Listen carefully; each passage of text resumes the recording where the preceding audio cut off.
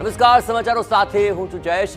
Agenda at 9 ની અંદર સૌપ્રથમ એજન્ડા છે વરસાદનો, જ્યાં ગુજરાતની અંદર બરાબરનું જામી ચૂક્યું છે ચોમાસું અને સાર્વત્રિક રીતે વરસાદની અસર આખા ગુજરાતની અંદર દેખાઈ રહી છે અને સૌથી મહત્વની બાબત એ છે કે ઉકળાટમાંથી રાહત મળી છે અને ઠંડક પ્રસરી ચૂકી છે અને તેને કારણે હાલ લોકો ગરમીમાંથી બહાર નીકળીને રાહત અનુભવી રહ્યા છે। તો ગુજરાતમાં બરાબરનું આ ચોમાસું જામી ચૂક્યું છે અને 24 કલાકમાં 153 તાલુકાઓમાં સાર્વત્રિક વરસાદ વરસ્યો છે।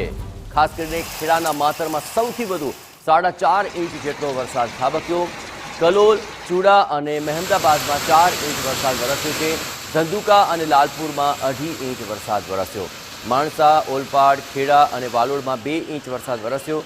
કલ્યાણપુર, વઘઈ, વ્યારા, દહેગામ અને નખત્રાણામાં 1.5 ઇંચ વરસાદ વરસ્યો છે। વલસાડ, ભાણવડ, સંખેડા, ઘોઘંબા, કરજણ અને ખેડબ્રહ્મામાં 1.5 ઇંચ વરસાદ વરસ્યો છે।